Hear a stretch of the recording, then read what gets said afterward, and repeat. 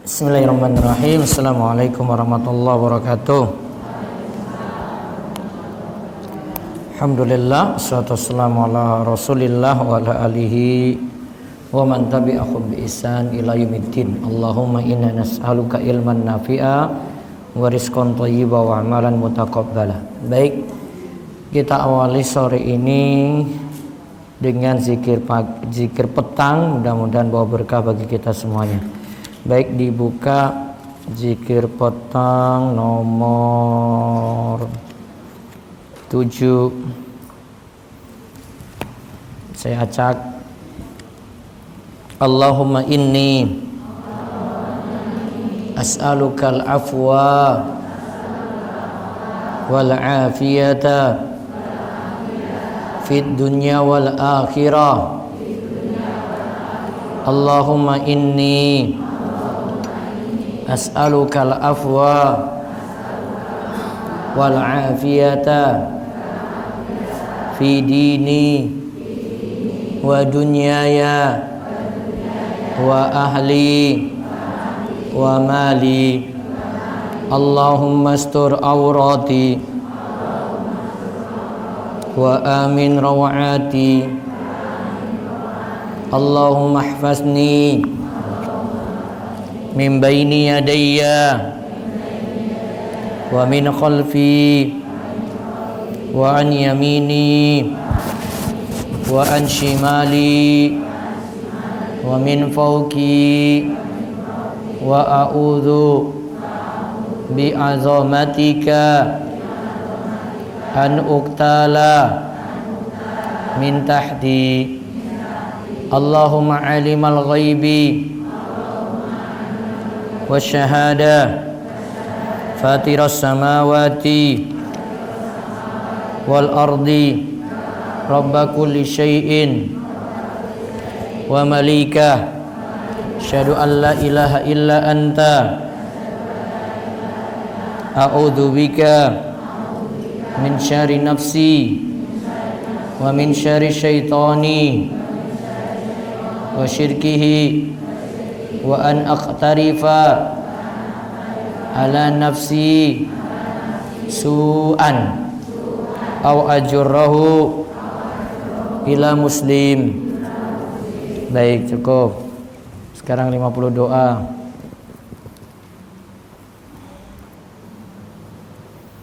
Kemarin sampai 13 nggih.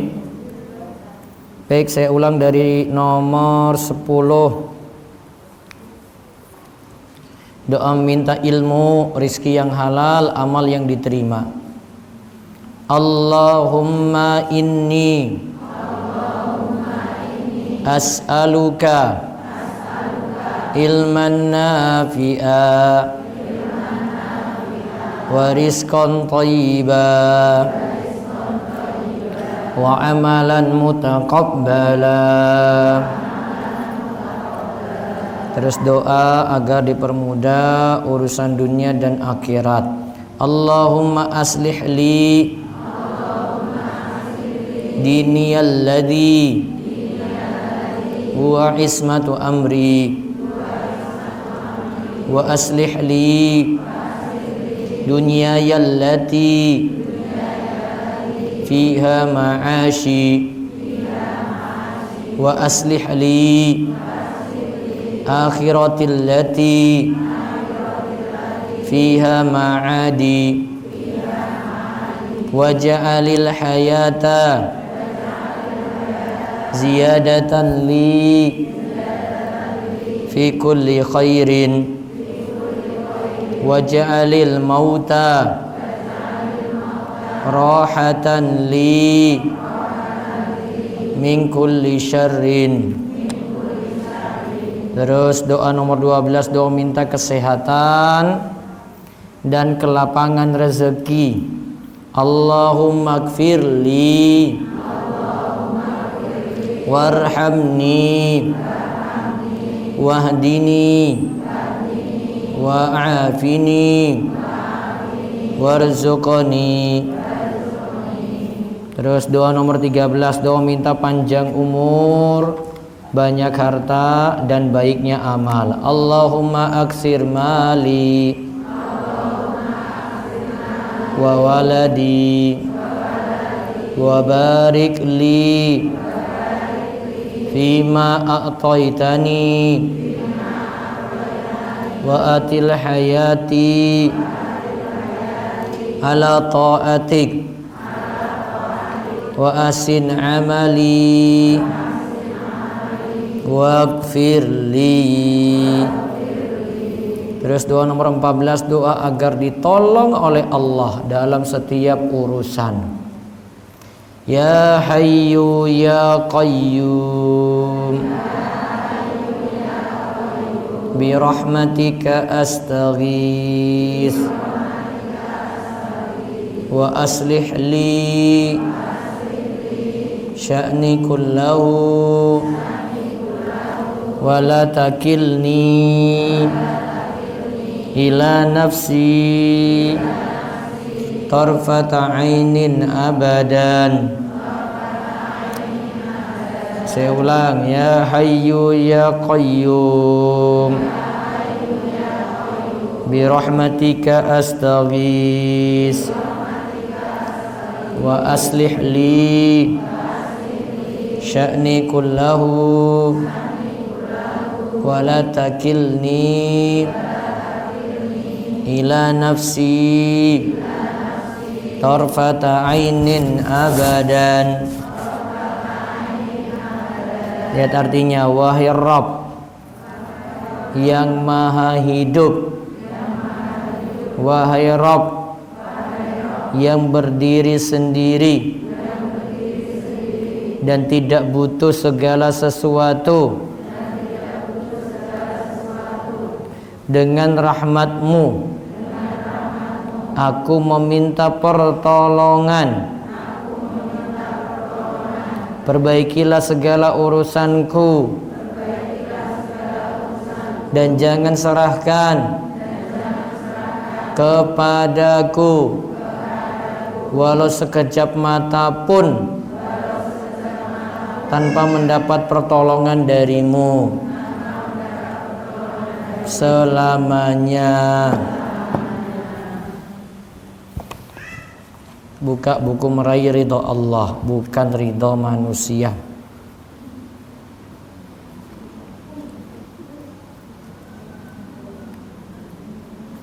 Cari ridho Allah dengan cinta pada Nabi Sallallahu Alaihi Wasallam. Sekarang halaman 29 J.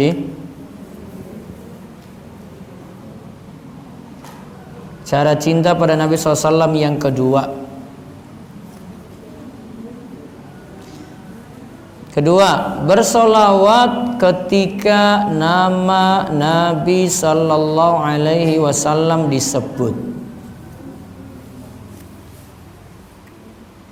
Jadi kita bersolawat pada Nabi Muhammad Sallallahu Alaihi Wasallam ketika nama beliau disebut. Dari Abu Hurairah radhiyallahu anhu, Rasulullah Sallallahu Alaihi Wasallam bersabda, "Ragima anfu rajulin, zugirtu indahu, falam yusalli alayya." Sungguh celaka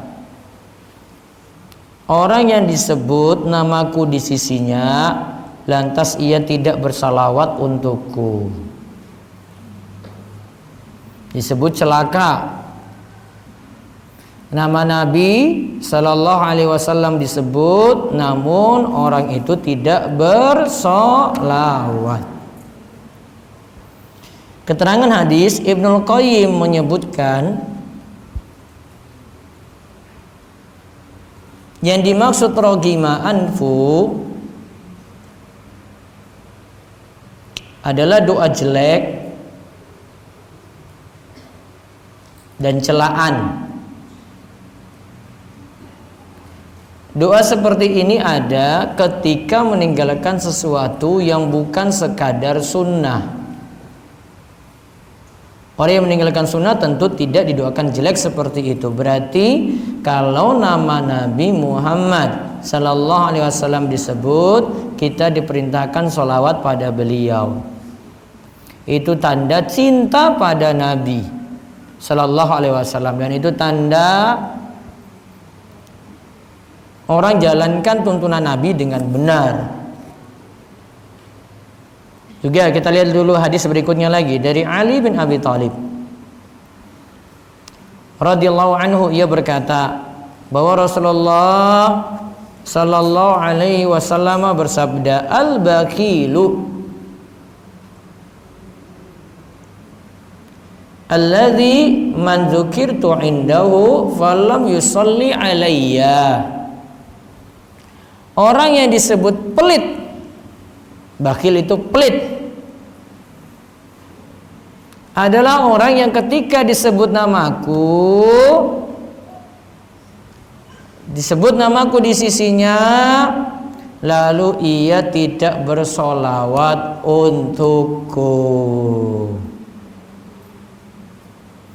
Nah, ini lihat keterangan di bawah, pernyataan pelit menunjukkan gelaran yang jelek.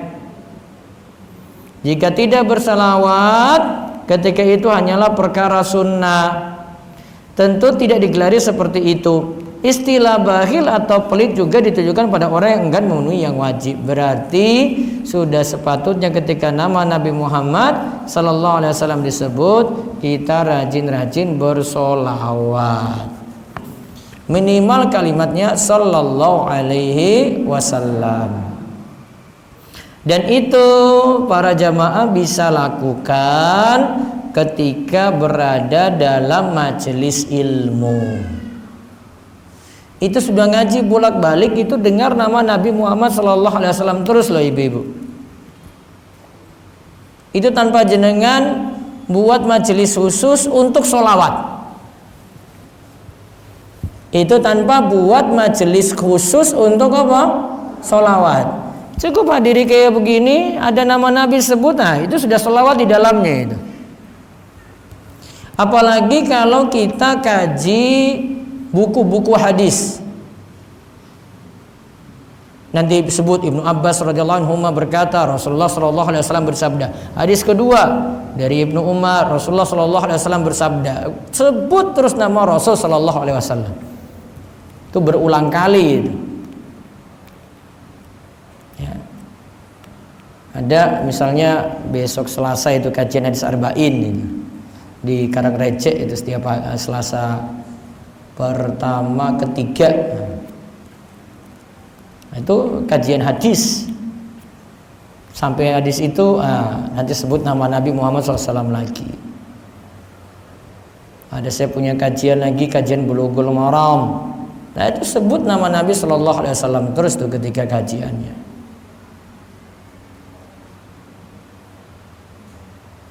Kajian yang Bulughul Maram itu ada versi audionya juga. Nah ini kalau ibu-ibu yang melek teknologi itu bisa kaji lewat audio di WhatsApp, ada grupnya sendiri. Sholawat yang minimal tadi Sallallahu Alaihi Wasallam atau Allahumma sholli ala Muhammad. Kita dalam sholat, saat sholat itu ada tempat sholawat, diantaranya ketika kita baca tahiyat. Saat baca tahiyat kan ada dua tahiyat awal sama tahiyat akhir. Tahiyat awal bagusnya dilanjutkan sampai bacaan sholawat. Dalam mazhab Syafi'i itu masuk dalam sunnah ab'ad. Kemudian di rakaat terakhir ada tahiyat akhir, ada baca sholawat lagi. Sholawat di rakaat terakhir masuk dalam rukun sholat.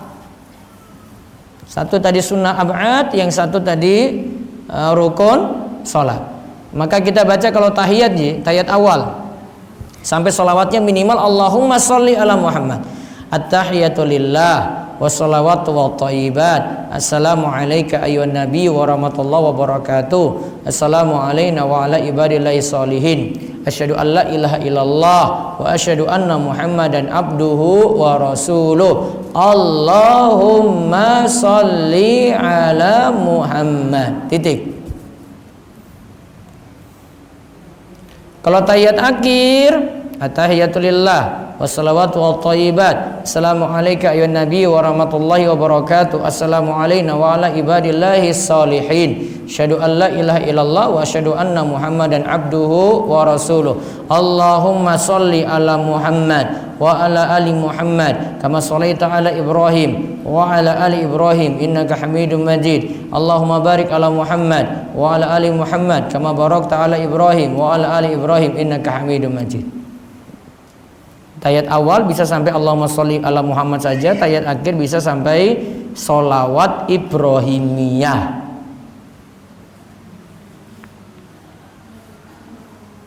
Itu nanti bisa baca di buku saya 25 langkah bisa sholat. Sudah punya belum? Sudah. Harus dibagi kok. Ya, belum nih. Yang buku ini sudah dapat semua tak ini? Meraih ridha Allah. Ini anyar-anyar meneh iki ono paling. Nah, itu ada lagi yang belum dapat. 25 langkah bisa sholat, siapa yang belum dapat? 25 langkah bisa sholat. Waduh, kurang gaul ya ini ya. Kalau hadir itu dikasih itu. Awal dulu saya, nanti tak cetakan lagi. Itu kajian yang 25 langkah bisa sholat itu jadi kajian anak-anak kalau di pesantren. Baik, sudah ya. Yang kedua sholawat ya. Tadi saya contohkan sholawat ketika tahiyat ya. Berarti saat tahiyat ada perintah untuk bersolawat. Berarti kita sudah jalani sholat, kita sudah ucapkan sholawat juga saat sholat tadi. Sekarang yang ketiga, Bu, beramal sesuai tuntunan. Kita cinta Nabi bagaimana? Amalkan sesuatu sesuai tuntunan. Allah berfirman, "Qul in kuntum tuhibbunallah fattabi'uni yuhibbukumullah wa yaghfir lakum dzunubakum." Katakanlah jika kamu benar-benar mencintai Allah, ikutilah aku. Ikutilah Nabi Muhammad sallallahu alaihi wasallam. Niscaya Allah mengasihi dan mengampuni dosa-dosamu. Gara-gara kita ikuti Nabi, kita akan dapat kasih sayang Allah dan kita dapat ampunan Allah. Ibnu Mas'ud katakan, lihat ini kata Ibnu Mas'ud baik-baik, sahabat yang mulia. Ittabi'u wa la tabtadi'u faqad kufitum kullu bid'atin dhalalah. Ikutilah ajaran Nabi, petunjuk Nabi sallallahu alaihi wasallam. Janganlah membuat bid'ah. Karena ajaran Nabi itu sudah cukup bagi kalian. Semua amalan yang tanpa tuntunan Nabi, yaitu bid'ah, itu adalah sesat. Yang berkata di sini sahabat yang mulia Ibnu Mas'ud.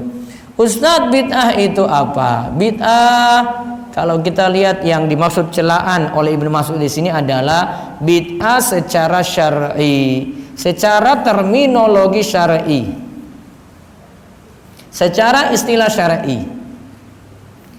Adapun bid'ah secara bahasa artinya sesuatu yang baru.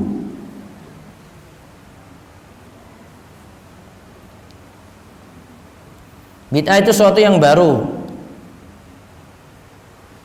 Namun bid'ah kalau kita masuk dalam masalah ini disebut bid'ah kalau terpenuhi 3 syarat. 3 syarat. Pertama, sesuatu yang baru.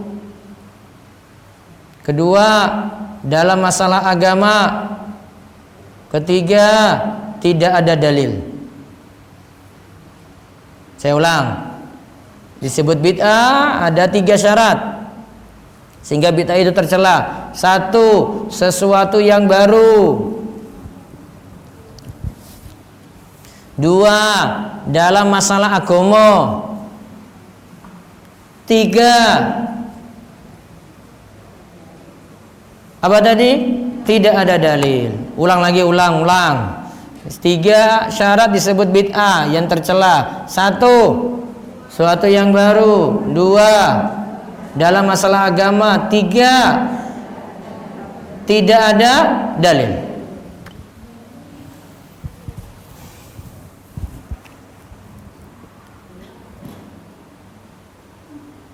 Jadi itu baru dibuat-buat, tapi dalam masalah apa? Agama. Berarti bukan urusan dunia, nggih. Bu, ini baru, Bu, ini. Ini mic ini baru, ini nggak ada di masa Kanjeng Nabi, ini nggak ada nih. Nih mic. Ini nggak ada. Baru toh? Namun mic ini cuma alat bantu, ini bukan maksud ibadah. Walaupun ini dipakai untuk ceramah, saya nggak pakai ini nggak apa-apa ini. Saya teriak-teriak. Ini nggak masuk ibadah ini. Ada HP, ada komputer, itu zaman baru, nggak ada di masa Nabi. Tapi ini sesuatu yang baru dipakai untuk urusan dunia, bukan urusan agama. Paham ini ya? Jadi yang baru ini dalam urusan agama, berarti dalam urusan ibadah. Ada baru dalam sholat, amalan baru dalam zikir, amalan baru dalam sholawat. Sudah? Baik. Yang ketiga apa? Tidak ada dalil.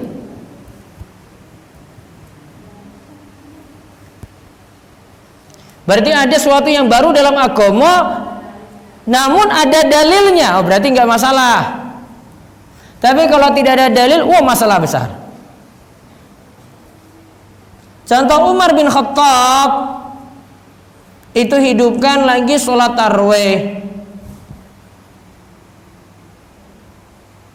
Dikumpulkan waktu itu jamaah itu sendiri-sendiri, terpecah. Ada yang sholat di sana, ada yang sholat di sana, ada yang sholat di sana. Umar punya inisiatif, sudah.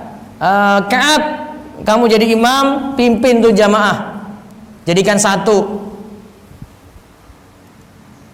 Lantas setelah itu Umar katakan, nikmatil bid'atu hadhihi, sebaik-baik bid'ah itu adalah ini. Maksudnya ini baru, namun dulu pernah Nabi lakukan. Oh, berarti tidak masalah,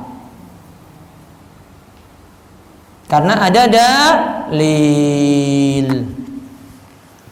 Kalau tidak ada dalil, nah itu baru jadi masalah. Itu yang Nabi SAW celah. Nabi katakan, man amila amalan laisa alaihi amruna fahuwa raddun. Siapa melakukan amalan yang tidak ada tuntunan dari kami, maka itu tertolak.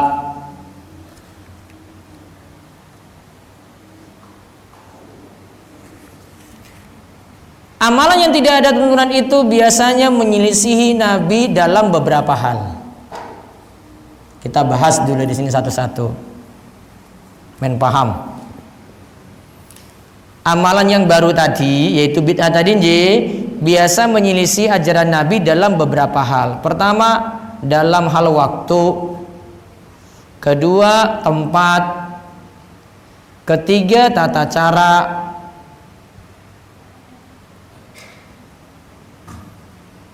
Keempat, jumlah.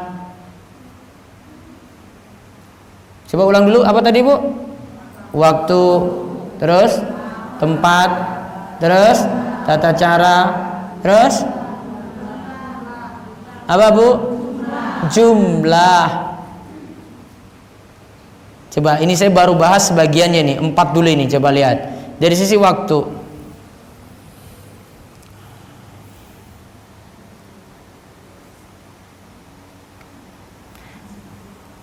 ada suatu ibadah baru dikhususkan waktunya pada waktu tertentu, padahal Nabi tidak khususkan itu.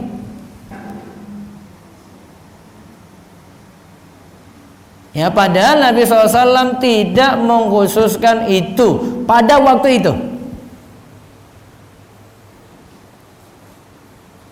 Misalnya membaca surat A pada malam Jumat gitu. Nabi tidak ajarkan,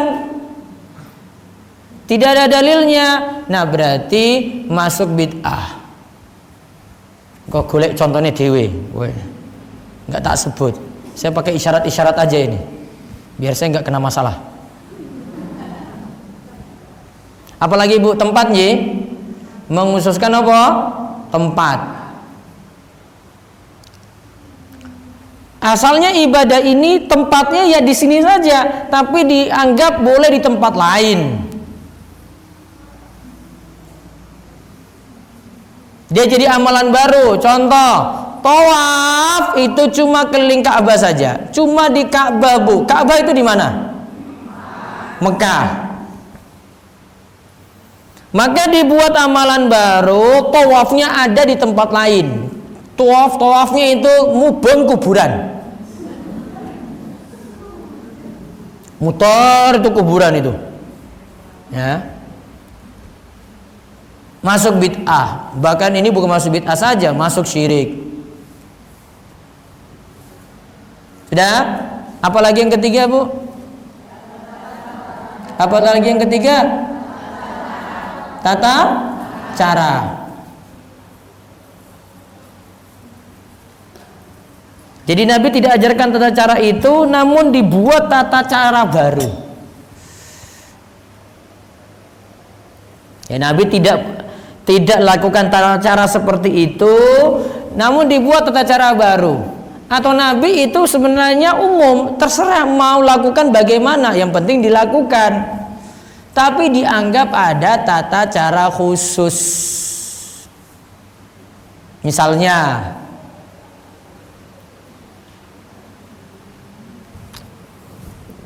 akikoh, tahu ya akikoh ya Bu ya? Akikoh itu ada potong rambut bayi enggak? Ada? Kapan dilakukan?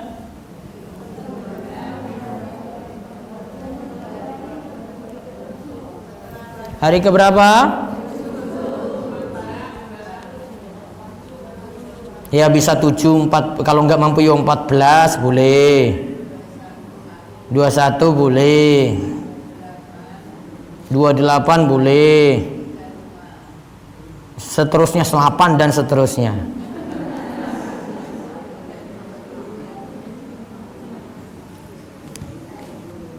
Nah, biasanya ada aturan untuk potong rambut. Potong rambut tahu ya?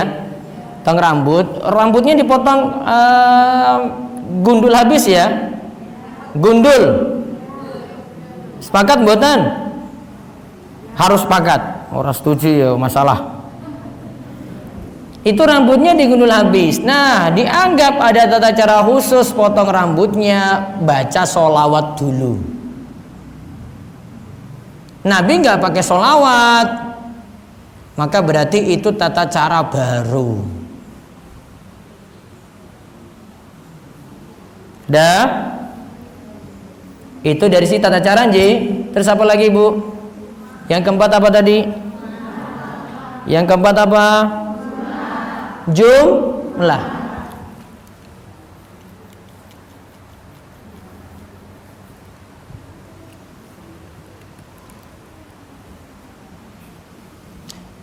Misalnya jumlah. Zikir, kita kalau baca zikir di buku ini, buku zikir yang saya tulis itu ada baca istighfar 100 kali. Istighfar ada 100 kali 100 kali. Dianggap 100 itu kurang afdol, dia buat jadi 1000. Dia nganggap 1000 lebih afdol daripada 100. Berarti itu sudah menyelisih Nabi dalam hal apa Bu? Jumlah.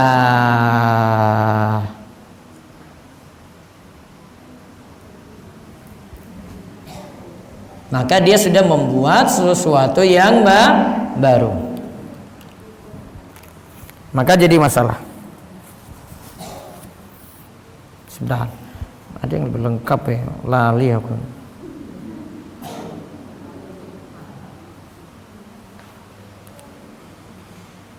Ini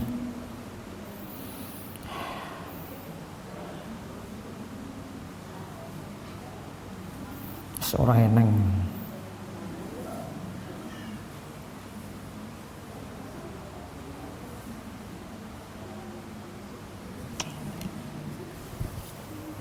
Berarti kalau ada suatu ibadah dikhususkan pada waktu tertentu, padahal Nabi SAW tidak ajarkan, atau pada tempat tertentu, atau dengan tata cara tertentu, atau dengan jumlah tertentu menyelisih ajaran Nabi, maka tergolong dalam perkara apa? Bid'ah. Yes, nanti mikir aja di rumah. Ustaz, memangnya masalah dengan bid'ah itu kok sampai diatur-atur kayak begitu? Bu, kita itu telah dibantu oleh Nabi SAW untuk kita beribadah. Kalau semua orang itu mau beribadah seenaknya sendiri, perasaan saya tata caranya kayak gini deh, kamu nganggap kurang afdol, namun saya nganggap wah ini lebih mantapkan hati saya. Maka tiap-tiap orang kalau nganggap ibadah itu sendiri-sendiri itu bagus menurut dia, ibadah tiap orang itu nanti nggak seragam. Padahal Nabi itu diutus untuk ngajarkan pada kita, ini loh lakukan cara ibadahnya. Maka kalau Nabi sudah tuntut kita untuk lakukan seperti ini, lakukan seperti itu.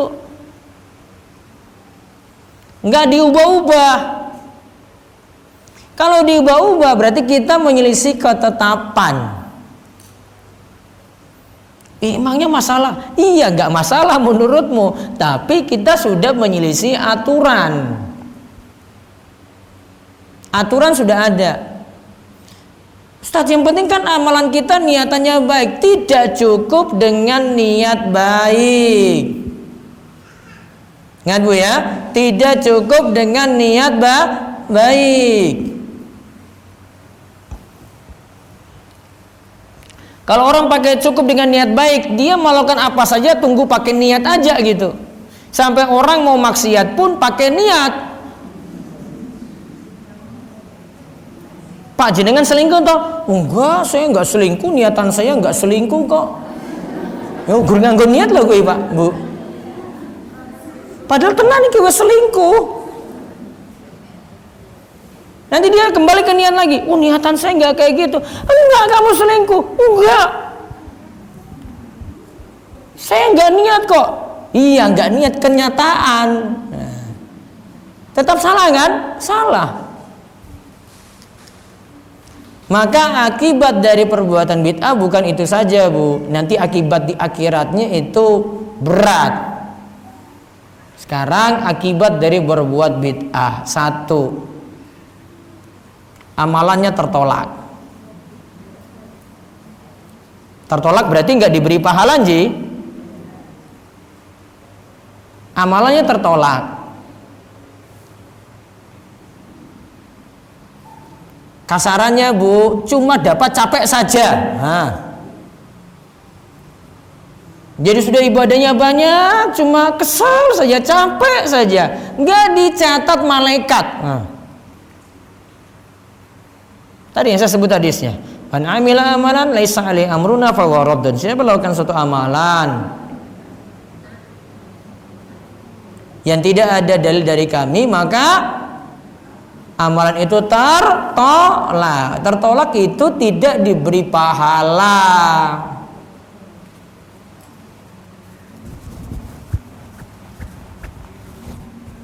Nah, yang kedua,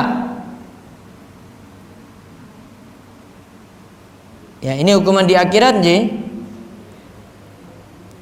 Tidak bisa minum dari telaga Nabi, yaitu telaga Al-Kautsar. Tidak bisa minum dari telaga Nabi, yaitu telaga Al-Kautsar.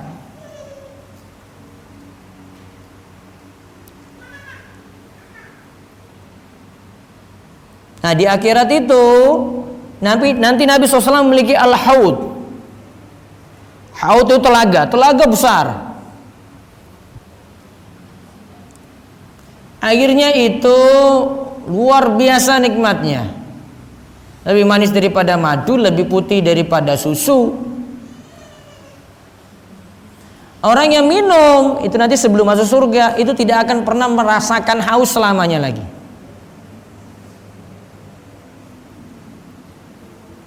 Telaganya tadi namanya telaga apa, Bu?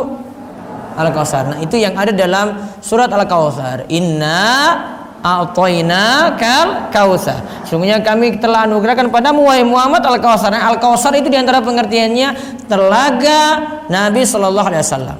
Maka ada yang mau datang ke telaga Nabi. Namun orang ini pernah berbuat bid'ah di dunia. Maka ada malaikat ada ketika itu yang nolak dia. Kamu nggak boleh minum dari sini. Kemudian Nabi SAW balas. Nabi bilang, ya Allah, ini umatku dulu. Kemudian Nabi diberitahu, dia itu umatmu, namun dia buat amalan bid'ah sepeninggalmu. Kamu nggak tahu amalan dia kayak bagaimana. Maka dia tertolak, tidak jadi minum dari telaga apa tadi? Al-Kautsar. Padahal setiap orang butuh minum dari telaga ini. Yang ketiga,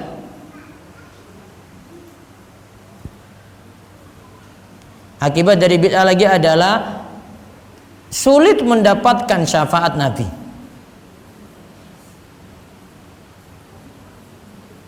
Sulit mendapatkan syafaat Nabi Sallallahu Alaihi Wasallam.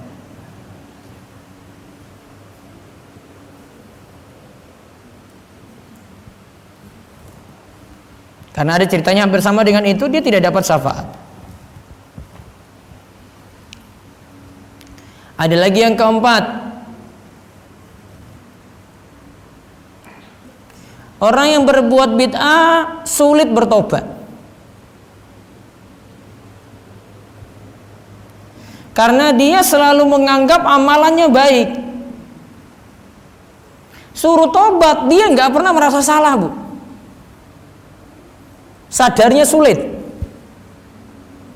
Beda dengan ahli maksiat nih.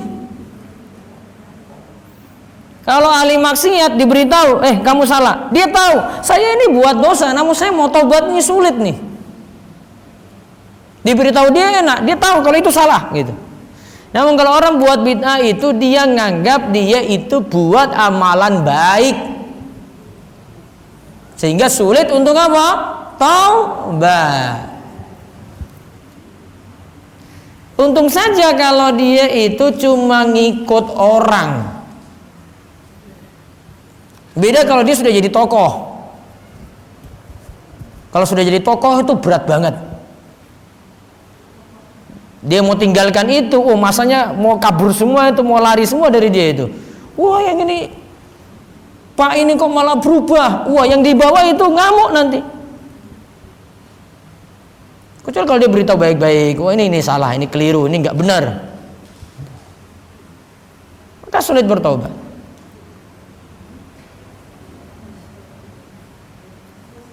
Nah, berarti solusinya itu agar selamat dari bid'ah cuma dengan ilmu saja, ngaji yang sesuai dengan tuntunan. Dari guru yang paham tuntunan, diajarkan sesuai tuntunan.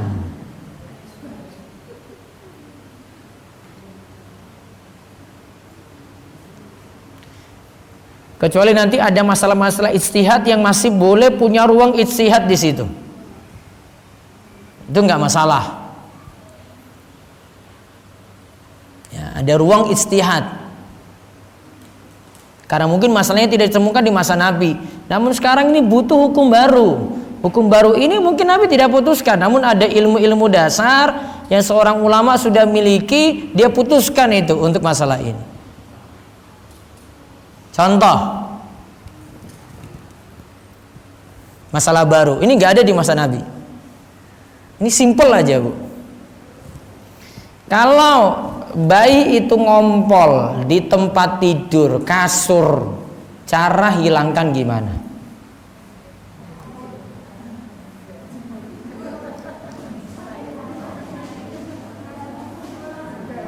ora iso jawab ta? Perkara nggak ada ditemukan di masa Nabi, Bu.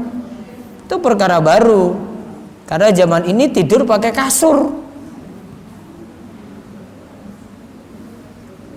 Iya nah. Sekarang gimana aja, Pak? Beli kasur baru, ayo wes itu wes aman. Wes ora tak bahas berarti. Serampung. Wes selesai toh? Iya. Engko numpuk terus ke kasur nang kamar wes 10 kali, Pak.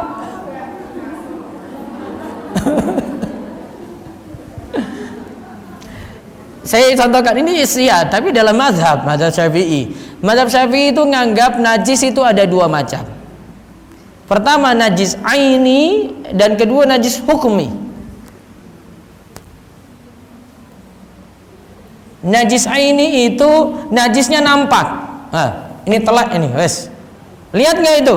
Oh lihat. Bau, rasa, warnanya, oh ada ini. Wujudnya ada berarti nggih? Wujudnya ada. Kencing, ada kotoran, ada darah, muntah, itu namanya najis aini.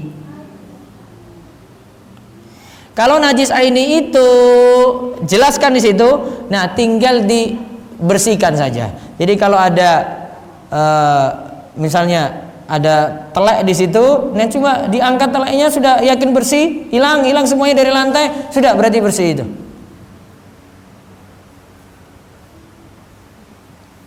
Yang kedua, itu ada namanya najis hukmi. Najis hukmi. Yes, nyatat wae Bu, nanti tak terangke.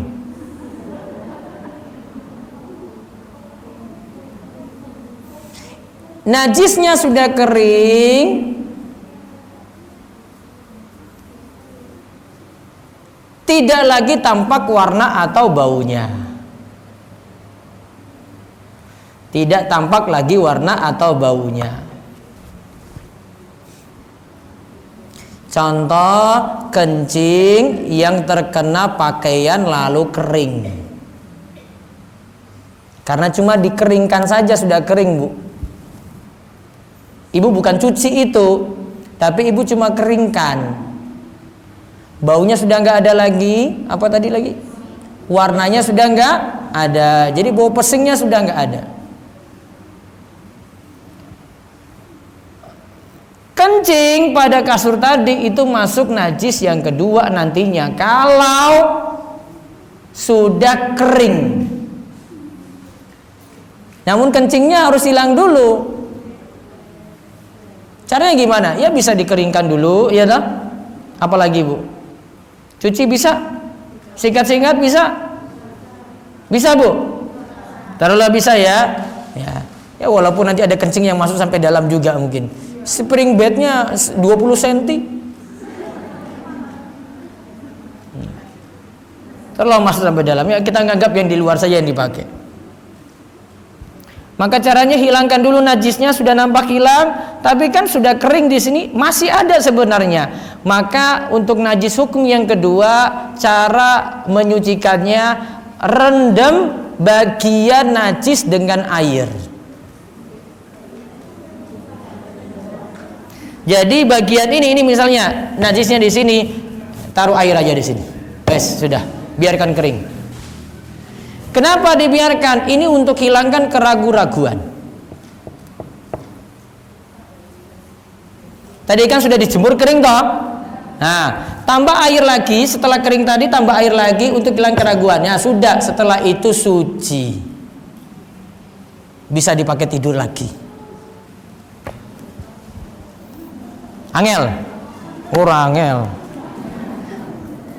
Cuma kering terus taruh lagi, taruh air sudah, setelah itu pakai. Nah ini tunggu airnya kering sendiri gitu, sudah cukup. Maka kalau dalam mazhab Syafi'i ijtihadnya sekadar kering saja belum menyelesaikan masalah. Karena tetap masih ada, kita masih itu kan masih ada bekas-bekasnya. Nah biar bekas-bekasnya ini dianggap suci, maka cukup direndam dengan apa? Air. Taruh air aja di atas itu, sudah, biarkan nanti meresap sendiri. Nah, sudah boleh dipakai. Apa? Kasih alas. Sudah yakin hilang belum najisnya tadi? Belum ya, berarti yakin hilang dulu. Baru nanti terakhir pakai air, biar airnya meresap lagi sendiri di situ. Sudah cukup. Gitu caranya. Ada najis hukmi, ada najis aini. Najis aini harus hilang, benar-benar hilang, Bu. Oh, ada kotoran di sana. Maaf, kotoran anjing di teras itu. Dihilangkan. Sudah hilang, cuci tadi sudah bekasnya hilang, sudah selesai berarti. Nah, itu najis aini namanya. Namun kalau ada kasur, najisnya itu ada di situ, cuma kita keringkan saja, biar untuk lebih tegas lagi hilang keraguan-raguan, maka cukup rendam lagi dengan air. Maka sudah hilang keraguan-raguan dari najisnya kasur tadi. Selesai masalah. Itu masalah ijtihadi namanya, Bu. Masalah ijtihad. Boleh dipikirkan untuk saat ini. Karena belum ada dalil tegas dari Nabi, maka hukumnya sah-sah saja. Wallahu a'lam bis-shawab. Namun kalau hukumnya sudah jelas, misalnya ada kali, sungai, ini limbah kotoran semua lewat situ itu. Ada yang buang air besar, air kecil lewat situ semuanya, Bu. Boleh pakai air itu untuk wudu? Hah? Mengalir ya, mengalir telek juga lewat situ semua, ngalir. Iya, ngalir, kelewat lagi limbah. Itu tadi keluar semua lewat situ, Bu. Boleh pakai air itu untuk wudu? Mengalir, tapi kotoran ada terus, Bu. Itu orang itu klosetnya itu langsung itu turun ke sungai.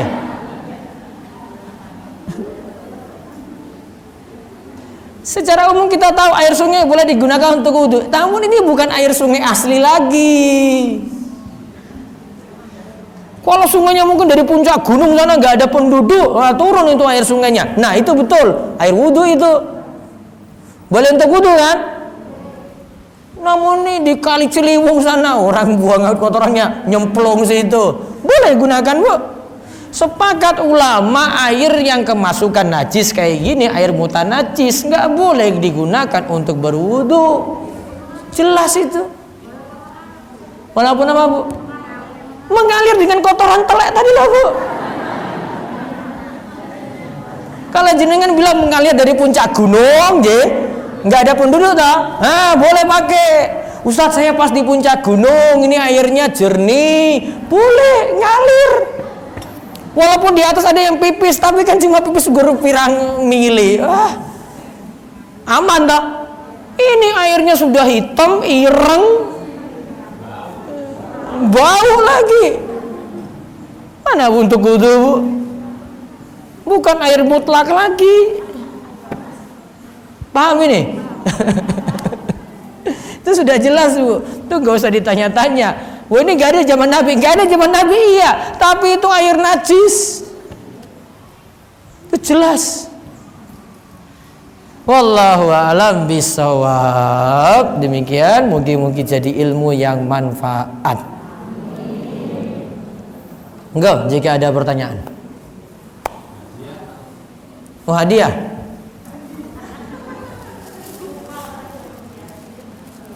Nanya dulu ada? Gak ada yang nanya. Ibu, nah nanya dulu. Mic.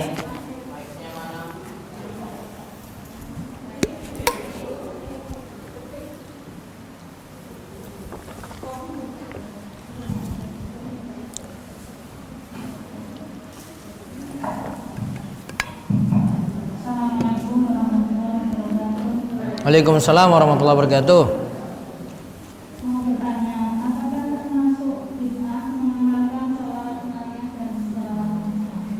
Gampang aja, syarat bid'ah apa, Bu? 1, baru 2, Dalam masalah agama atau tidak ada dalil. Nah, sudah tentukan sendiri di situ. Pernah nggak Nabi ajarkan? Gitu aja deh, simple pokoknya. Ada lagi. Pokoknya masalah-masalah yang ibu pikir sendiri pokoknya di rumah. Orang tak jawab.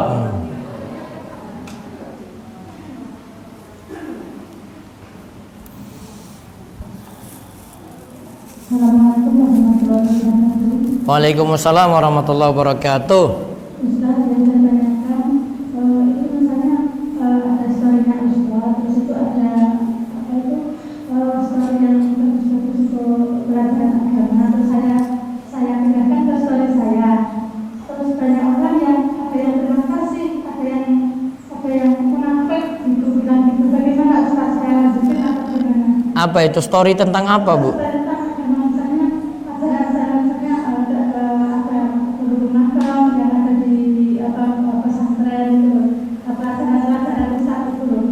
Ya, terus ada yang tanggapi bagus. Ada yang tanggapan bagus begini katanya, ya saya nggak bisa itu, saya nggak bisa punya ini gitu, terus terima kasih ilmunya juga ini gitu. Tapi ada juga yang kalau munafik gitu.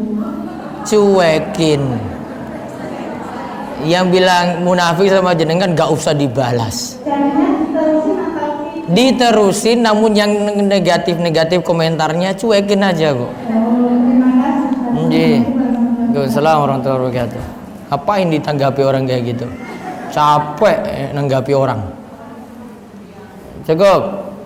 Baik, sekarang nggih, monggo depan dua.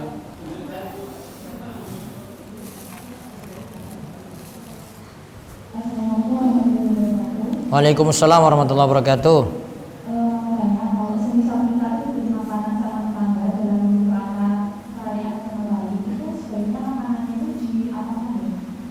Kita dapat apa? Makanan, kayak dikasih makanan kayak Ya. Kalau sulit nolak langsung berarti diterima tapi tidak dimakan, kasih orang yang lain sekitar yang butuh. Itu lebih aman. Enggak haram untuk yang lain, tapi untuk kita untuk menunjukkan tidak loyal, tidak dimanfaatin, kasih yang lain yang lebih butuh. Itu Ji. Ya, terus.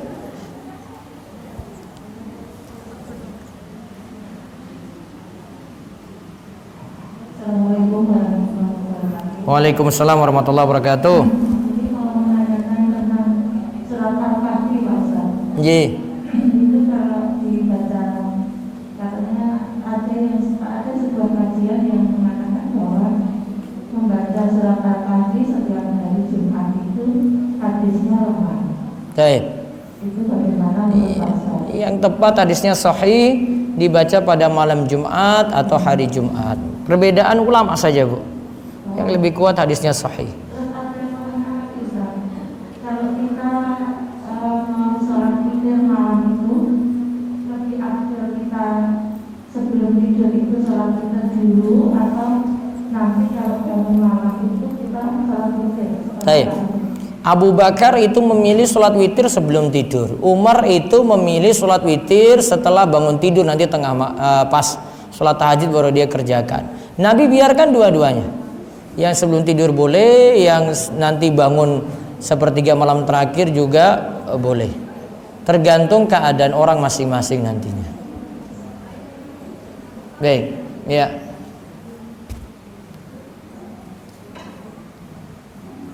Assalamualaikum warahmatullahi wabarakatuh. Waalaikumsalam warahmatullahi wabarakatuh. Ceritanya ada suami istri ngangkat anak Ustaz. Terus istrinya itu meninggal dan yang diangkat itu seorang anak perempuan. Lalu gimana ini kan udah meninggal istrinya, sedangkan anak perempuan itu bukan mahram sama bapaknya yang angkat, itu gimana Ustaz? Nikah. Anak angkat toh? Iya. Ya wes. Oh, makanya diterangke toh.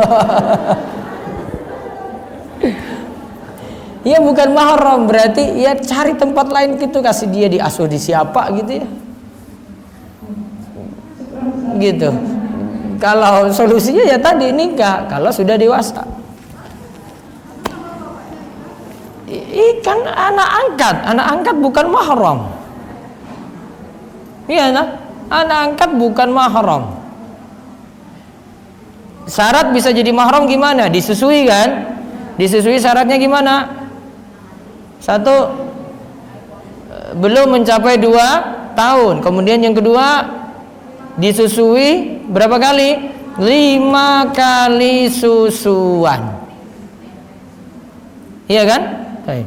Kalau dia bukan seperti itu, berarti bukan anak sepersusuan. Maka dengan bapak susu itu bukan disebut bapak susu kok. Bapak angkat bukan mahram. Baik, satu lagi siapa? Ya.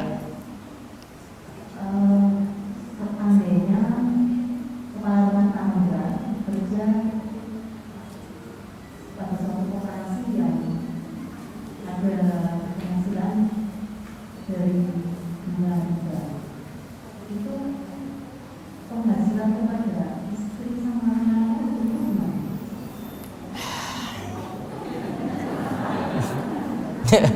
Tanyanya apanya? Pekerjaannya apa tadi? Koperasi, kerja di koperasi. Riba enggak? Sudah ngerti jawaban saya toh? Resign. Sekarang masalahnya suaminya nggak mau palingan, nggak mau keluar kan? Berarti nafkah untuk anak-anaknya dia tetap kasih nafkah. Istri tetap dia kasih nafkah kan? Yang dosa suaminya. Tapi kok mau istri sama anak tetap dapat terus gitu aja deh. Nah. Sudah kamu kerja aja deh. Kan punyamu nanti penghasilanmu untuk saya halal. Tapi kok dia biarin terus gitu? Nah, berarti kan dia ridho. Allahu a'lam. Baik, kuis terakhir. Enggak ada lagi tuh tanya pun. Iya, Bu Zubaidah. Sunat fajar apakah yang dilakukan sebelum adzan subuh atau sebelum sholat subuh? Kalau kita bangun kesiangan misalnya jam 5, apakah boleh melakukan sholat sunat fajar? Boleh. 2. Zikir pagi petang sebaiknya dilakukan kapan? Apakah habis zikir setelah sholat atau setelah berdoa setelah sholat? Taib. Yang pertama tadi sholat sunnah fajar, misalnya dia bangunnya kerinan ya jam berapa? 5 ya, jam 5 masih subuh. Maka sholat sunnah fajar dulu kemudian sholat subuh. Kecuali kalau memang sholat subuhnya mepet sekali, sisa 5 menit lagi. 5 menit lagi sudah selesai waktu subuhnya ya. Maka dia kerjakan sholat subuh dulu, baru kemudian dia qadha sholat sunnah fajar. Di luar waktu subuh berarti. Boleh. Kemudian yang kedua tadi zikir pagi atau zikir petang bisa dibaca setelah zikir ba'da sholat langsung. Zikir petang tadi zikir ba'da sholat subuh berarti ya. Kalau zikir petang bisa ba'da sholat asar, bisa ba'da sholat maghrib. Saya lebih memilih sholat maghrib. Seperti itu. Baik, kuis. Oh, tanya lagi. Ya wis ora usah kuis berarti. Assalamualaikum warahmatullahi wabarakatuh. Waalaikumsalam warahmatullahi wabarakatuh. Saya bertanya tentang kalau seorang suami yang pipis sembarangan. Suami Suka pipis sembarangan. terus Kemudian ya kan kalau sembarangan berarti tidak dibersihkan. jelas ya. Suami yang seperti itu bisakah dijadikan imam? Itu karena ada uzur atau tidak? Tidak. Enggak. Memang dia kebiasaannya seperti itu. Sudah berkali-kali diingatkan, tapi dia cuek aja gitu. Ya kalau dia sholatnya dalam keadaan pakaian bernajis dan nggak diperhatikan, sholatnya nggak sah. Kalau sholat nggak sah gimana jadi imam? Iya kan? Kan sholat harus bersih dari najis. Wasiyabaka fatahhir. Allah katakan pakaianmu cucilah dari najis. Berarti istri itu tidak wajib untuk menjadikannya imam dalam sholatnya. Kalau saya mah suruh suami sholat di masjid. nggak jadi imam untuk istrinya di rumah, makmum di masjid, tapi suruh pakaiannya harus bersih dari najis. Gitu Ji. Waalaikumsalam warahmatullahi wabarakatuh. Baik, kuis doa nomor 10. Minta ilmu manfaat, rizki yang halal, amal yang diterima. Ya.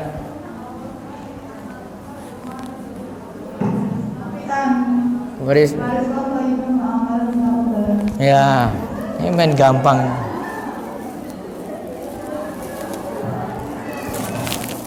Terus doa nomor 7, mohon kemudahan. Doa nomor 7, nggih Bu. Ini Bu.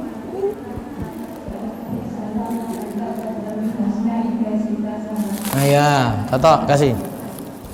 Ini rampung cepat ini. Doa nomor 13, panjang umur, minta panjang umur. Nah, iki wis wingi ta, Bu? Sudah hafal doa ini belum sebelumnya? Belum ya.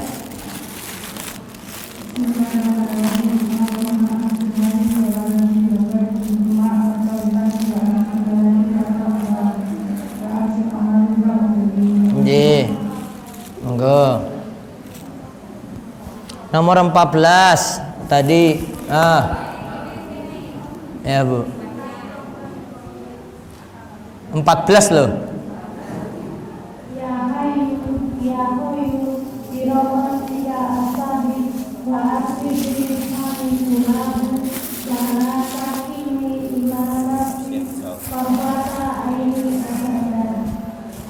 Baik, terakhir doa nomor 1.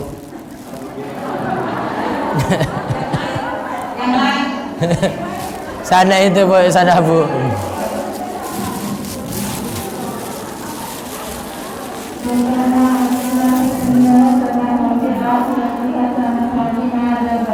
Orang ngacung, kalau saya ngacung ya tak ini. Baik, itu saja. Insyaallah kita ketemu lagi pada pertemuan Sabtu depan. Habis maghrib ini ada pengawasan di Masjid Selang di dalamnya, di tempatnya Pak Parno. Selasa besok tetap ada pengawasan di Masjid Al Azhar Karangreje jam 9 sampai jam 10 pagi.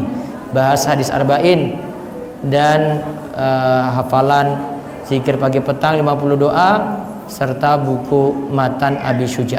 Demikian kita cukupkan, kita tutup kalian doa kafaratul majlis. Subhanakallahumma bihamdika asyhadu alla ilaha illa anta astaghfiruka wa atubu ilaik. Assalamualaikum warahmatullahi wabarakatuh.